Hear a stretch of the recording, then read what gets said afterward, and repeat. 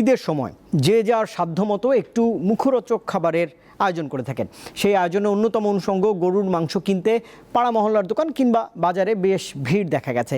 তবে স্থানভেদে দাম গিয়ে ঠেকেছে 820 টাকা কেজি পর্যন্ত। এছাড়া পোলাও চালের দাম কিছুটা বেড়েছে, তবে স্থিতিশীল রয়েছে সেমাইয়ের দাম।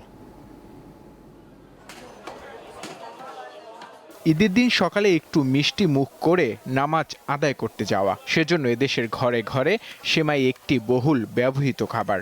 কারো পছন্দ লাচ্ছা বা ঘিয়ে ভাজা, আবার কারো পছন্দ লম্বা সেমাই। রাজধানীর কারণ বাজারের দোকানগুলোয় এখন তাই সেমাই কেনার হিড়িক। সেমাই চিনি আনুষঙ্গিক যা আছে তাই আর কি। এমনিতে আপনার সেমাই চিনি এগুলা আগের দামই আছে। গরিব বা সচ্ছল যে যার সাধ্যমতো পরিবারের সদস্যদের একটু মাংস প্লেটে তুলে দিতে চান, কিন্তু ঈদের আগ মুহূর্তে দেখা যায় গরুর মাংসের দাম কিছুটা বেড়ে গেছে। আবার স্থান ভেদেও পার্থক্য রয়েছে, 780 থেকে 820, আবার কোথাও 850 টাকাতে গরুর মাংস বিক্রি হতে দেখা যায়। এখন পিরিয়ড হোক রেগুলার বা হেভি, প্রয়োজন মতো কনফিডেন্স আছে রেডি। Play with confidence. খাসির মাংস বিক্রি হচ্ছে কেজি প্রতি 1200 টাকায়। খাসির কেটা নাই বললেই চলে। খাসির গোশ অরিজিনালটা যদি দিতে যাই 1400 টাকা হাটে কিনা পড়ে, আমরা তো এখানে 1400 বেচতারি না, 1200 বেচতে পারি না।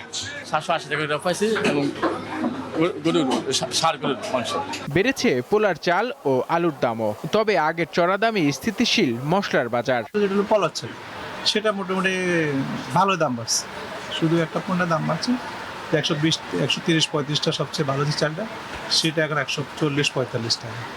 প্রচুর পরিমাণ বৃষ্টি হয়েছে, আলুর গাছ সব তলায় গেছে। ওখানে পাইকারি রেট বর্তমান 16 টাকা বিক্রি করতেছে, 2-3 দিন আগে ছিল 12 টাকা 13 টাকা। পুরো রমজান মাস জুড়ে দামের উত্তাপ ছড়ানো লেবুর হালি 30 থেকে 50 টাকা। এছাড়া শসার দামও উঠানামা করছে।